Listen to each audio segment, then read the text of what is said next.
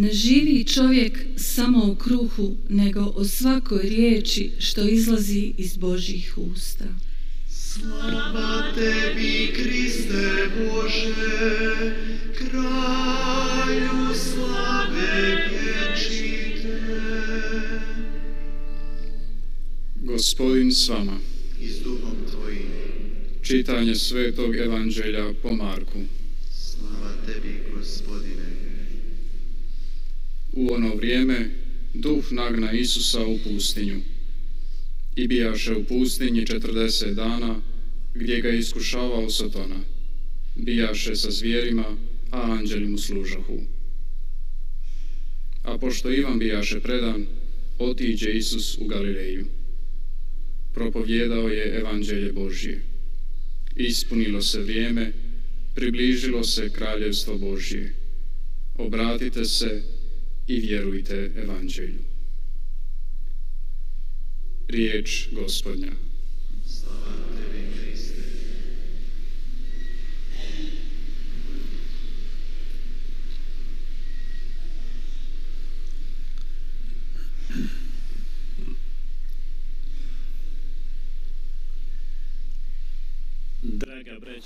사랑하는 교회 형제자매 여러분, 사랑하는 순례자 여러분, 라디오 믿음의 주거리를 통해서 미사에 참여하고 계시는 청취자 신자 여러분, 참회 광야로 가시는 상태, 그리스도인으로서 이 상황은 굉장히 어렵습니다. 참회가 사라진다면 그리스도교가 사라지는 것입니다. 특히 사순식의 이 참회가 왜 이렇게 중요한 것일까요?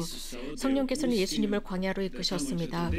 그분께서 40일 동안 단식하도록 했습니다. 또 악마로부터 유혹을 받으셨습니다. 하지만 이렇게 예수님을 광야로 이끄셨던 그 성령께서 지금 우리와 함께 하십니다. 그 성령은 우리 모두가 각자 받았습니다. 바로 그 성령께서 우리 각자를 끌어당기십니다. 우리들의 광야, 우리들의 참여로 끌어당기십니다. 그래서 세상에 주는 이러한 모든 유혹으로부터 대항하도록 하고 있습니다. 그런데 이렇게 물어야 하겠습니다. 이 세상의 모든 것들이 얼마나 우리들을 매료시키는가? 오늘 복음에서 들은 것은 사탄은 예수님을 유혹하고 있습니다. 우리가 알고 있어야 하는 것은 사탄은 어리석고 멍청한 피조물이 아닙니다. 그래서 두 개의 뿔이 달리고 꼬리가 달린, 그래서 사람들을 놀라게 하는 이런 피조물이 아닙니다. 사탄은 대단히 영특합니다. 굉장히 인텔리합니다. 우리보다 훨씬 더 인텔리합니다. 하지만 하나님께서 그에게 허락하신 것은 어느 한 기간 동안 이 사람들을 유혹하도록 허락하셨습니다. 예수님께서는 순환 당하시기 전에 이런 말씀을 하셨습니다. 사탄이 너희들을 유혹하도록 그는 허락을 받았다라고 했습니다. 사탄은 세상 곳곳을 돌아다니면서 사자처럼 사람들을 집어삼키려고 세상을 돌아다니고 있다고 베드로 성인께서는 말씀하셨습니다. 그는 꼬리나 두 뿔을 일이 달린 것이 아니라 천사입니다. 하지만 선하게 창조되었지만 이 세상으로 떨어져서 악마가 되었습니다. 루치펠, 사탄입니다. 이 천사는 굉장히 매혹적입니다. 아주 매료를 시킵니다. 사람들에게 사기를 치고 사람을 속이기 위해서 그런 모습을 하고 있습니다. 그렇기 때문에 우리는 무의식적으로 이러한 사탄의 유혹에 빠지게 되어 있습니다. 이러한 사탄의 유혹을 피할 수 있는 방법은 신앙으로 대항해야 한다는 것입니다. 예수님의 신비, 그분의 힘의 비밀은 무엇일까요? 이러한 유혹 앞에서 강하실 수 있었던 것은 무엇일까요? 이것은 바로 오늘 복음 마르코복음의 첫 부분에서 들은 바와 같습니다. 모든 공고한 복음사가는 이 사건을 언급하고 있습니다. 예수님께서는 성령의 권능하에 있었고 성령께서 그분을 지켜주셨습니다. 그래서 광야에서 40일 동안 지내실 때 그분은 성령의 힘 속에 있었습니다. 그 성령의 힘을 통해서 투쟁할 수 있었고 대항할 수 있었습니다. 당신의 모든 활동 속에도 성령께서 함께 하셨기 때문에 모든 유혹, 특별히 사탄의 유혹까지도 물리칠 수 있었습니다. 광야로 가신 예수님, 그것은 자의적으로 가셨습니다.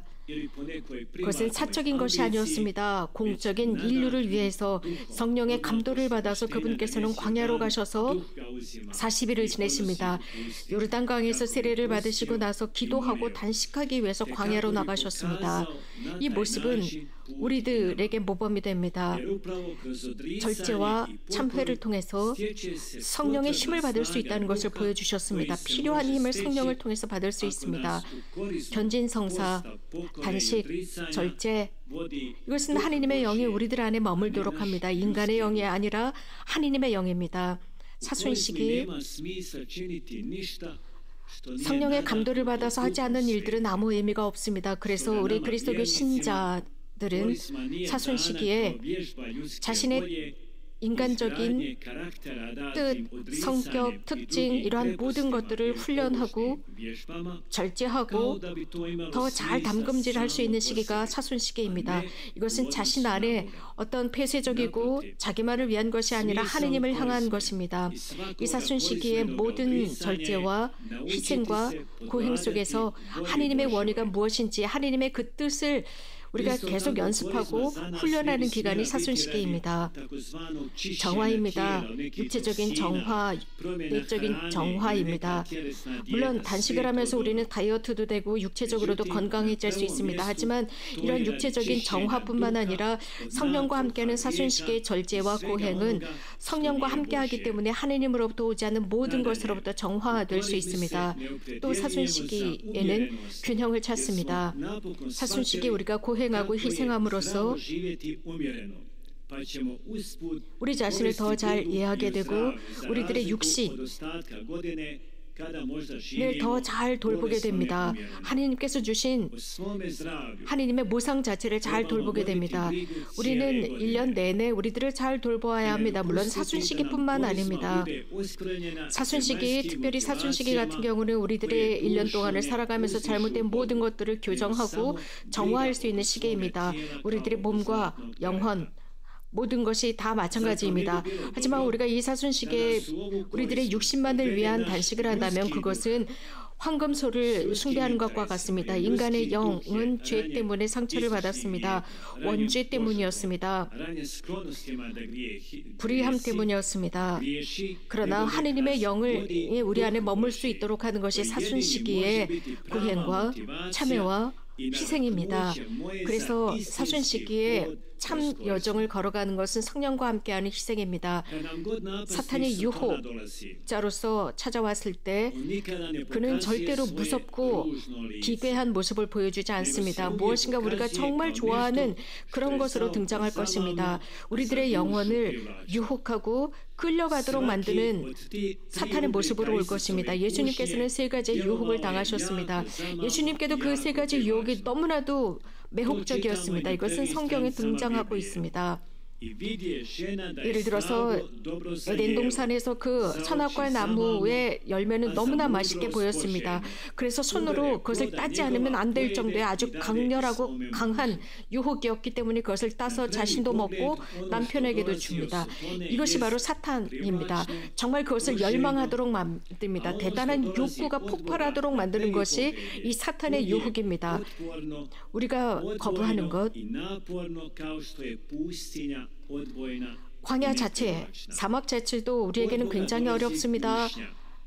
그러나 이 에덴 동산에 있었던 그 선악과를 먹지 말라고 했었지만 그들은 그 욕구가 무슨 활화산처럼 터지고 있었기 때문에 거기에 손을 댈 수밖에 없었습니다. 바로 유혹이 이것입니다.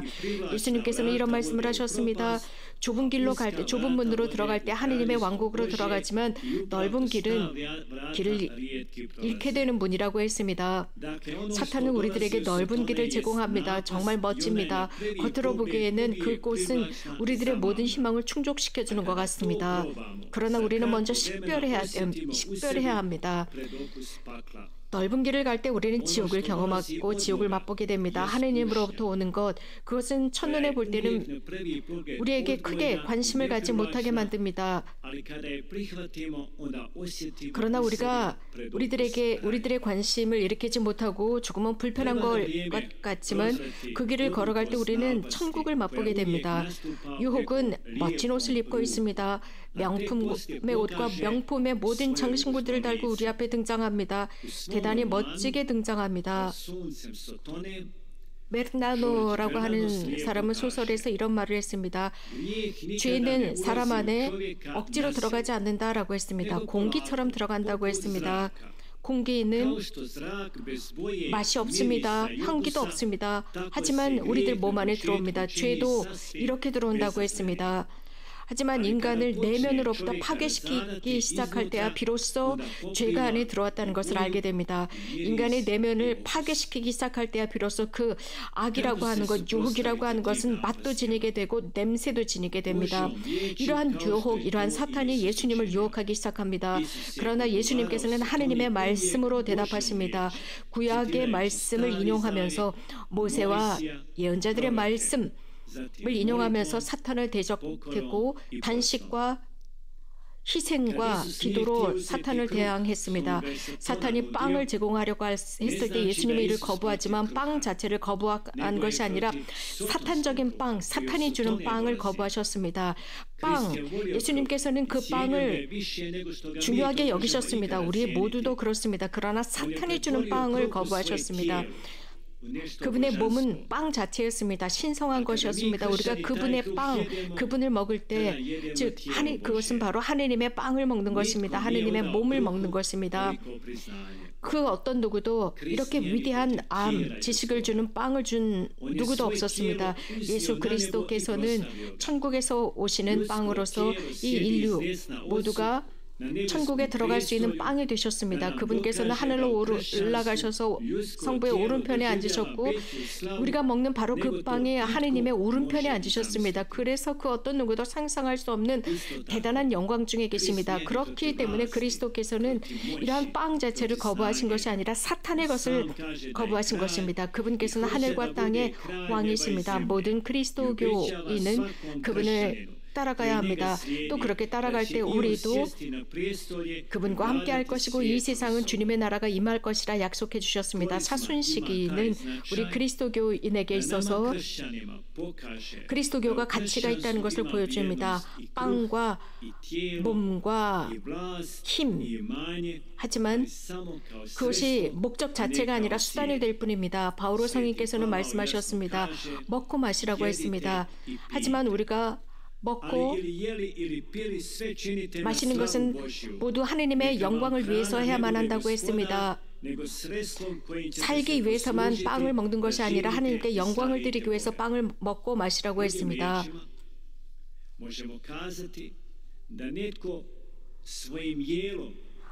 먹으면서 하느님께 영광을 드릴 수 있고 누군가는 단식하면서 영광을 드릴 수 있습니다. 단식하는 사람이 다른 사람에게 자랑하기 위해서 단식한 다음에 오히려 빵을 먹으면서 하느님께 영광을 드리는 게 낫습니다. 바오로 성인은 또 이런 말씀을 하셨습니다. 너희들은 많은 것을 지니고 여러분은 많은 것을 지니고 있습니다. 계속 소유하고 있습니다. 하지만 그것을 제대로 사용할 줄 모른다 했습니다. 간단히 말씀드리면 이 사순시기는 우리가 희생이나 고행을 통해서 우리가 무엇을 소유하고 있는지 어떤 주인을 섬기고 있는지 보는 것입니다. 사탄은 유혹합니다. 죄를 버리려고 하는 사람들을 특히 유혹합니다. 은총지위에 나가려고 하는 사람들을 유혹합니다. 사탄은 강합니다. 사탄에게 속한 사람들은 사탄에 유혹할 필요가 없다고 성 요한 마리아 비안네께서 말씀하셨습니다.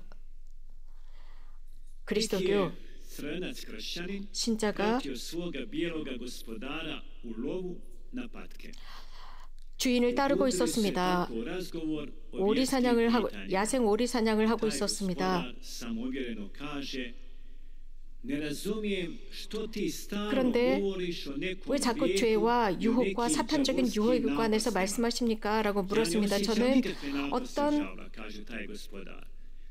저는 어떤 누구도 유혹하고 있지 않습니다. 저는 어떤 누구에게도 유혹받고 있지 않는데 왜 그런 말씀을 하십니까? 그러자 이 흑인은 이런 말을 하게 됩니다. 자, 우리는 지금 사냥을 하고 있고 사냥을 하다가 총을 쏘게 되면 저 야생 오리 중에 몇 마리는 분명히 죽을 총을 맞을 것이다. 그 중에 두서너 마리는 두세 마리는 죽을 것이고 또 몇 마리들은 상처를 받지만 그래도 뛰어 도망칠 것이다. 그런데 회초리를 가지고 그 야생 오리를 두들겨 패면 죽지 않느냐. 이런 식으로 사탄이 이렇게 회초리로, 즉 이미 야생 오리가 총을 맞아서 죽게 되면 굳이 회초리질을 할 필요가 없고 죽지 않고 상처받고 도망가는 야생 오리를 회초리로 쳐서 죽이지 않느냐라고 했다고 합니다. 형제자매 여러분,